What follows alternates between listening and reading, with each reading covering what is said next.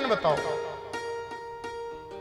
बाबा तो बताने ही वाले थे कि तेरे लाला का दाम्पत्य जीवन अच्छा नहीं है। जैसे ही विवाह होके आएगा कि तत्काल इनको घर छोड़ना पड़ेगा, जंगल जाना पड़ेगा। बाबा जैसे ही बोलने वाले थे कि राम जी ने दाढ़ी खींची, बाबा क्या कर रहे हो?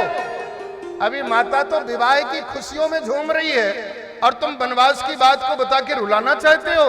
और बाबा की दाढ़ी खींचे राम जी खुद रोने लग गए, और जैसे ही रोने लग गए तो कौशल्या भूल गई, कहने लगी मेरे लाला को लाओ, मुझे तो लग रहा है भूखा हो गया मेरा लाला। सीधे लाला को लिया और अंदर चली गई।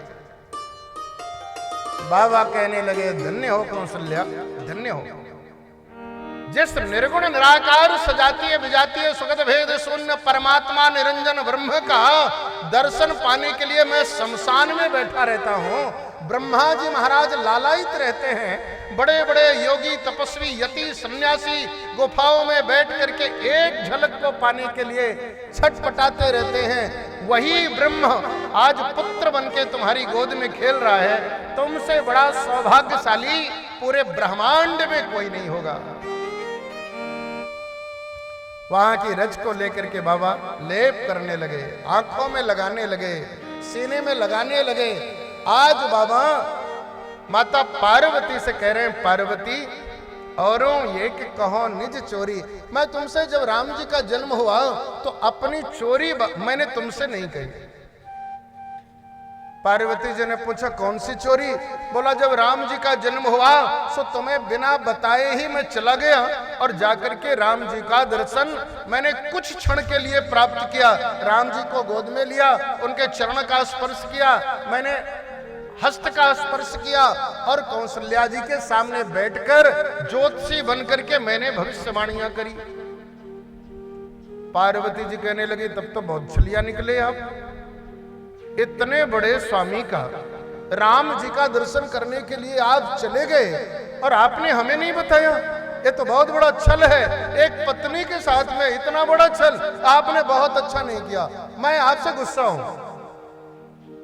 बाबा कहने लगे देवी क्षमा करो, मेरे इष्ट का आगमन हुआ, मेरे इष्ट का जन्म हुआ और जैसे इष्ट का जन्म हुआ तो अपनी उत्सुकता को मैं रोक नहीं पाया। मैं सोचा जल्दी से जाऊं और मेरे मन में यह भी आया कि मैं पार्वती तुम्हें ले जाऊंगा तो आखिर कहां गली गली में लेके डोलूंगा, इसलिए मैं अकेले ही चला गया। माता पार्वती ने कहा सुनो आपने अच्छा नहीं किया, लेकिन अच्छा नहीं किया चलो कोई बात नहीं, आपने हमसे चोरी करी, हमने भी आपसे एक चोरी करी थी, आप बताया नहीं था। बाबा ने कहा हमने तो राम जी के दर्शन की चोरी करी, लेकिन देवी आपने हमसे कौन सी चोरी किया? पार्वती कहने लगी आपने बताया लेकिन हम बताने वाली नहीं। बोला बताना पड़ेगा।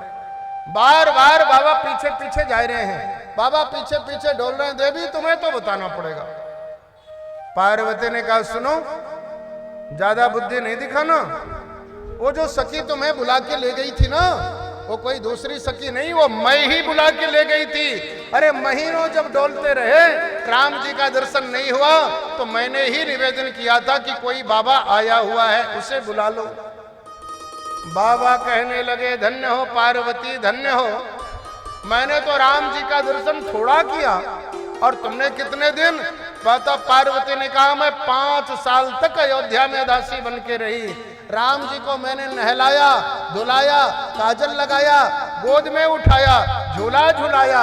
मैं तो 5 वर्ष तक अयोध्या में बनी रही कौशल्या जी के यहाँ। दासी का वेश बना करके परिचर्या करती, जूठन उठाती, राम जी को खिलाती, झूला झुलाती, मैं उनके पास में ही रही आती थी। बाबा कहने लगे धन्य हो पार्वती, तुमसे बड़ा सौभाग्यशाली पूरी दुनिया में अगर खोजा जाए तो कहीं नहीं मिलेगा। धन्य हो धन्य हो धन्य हो।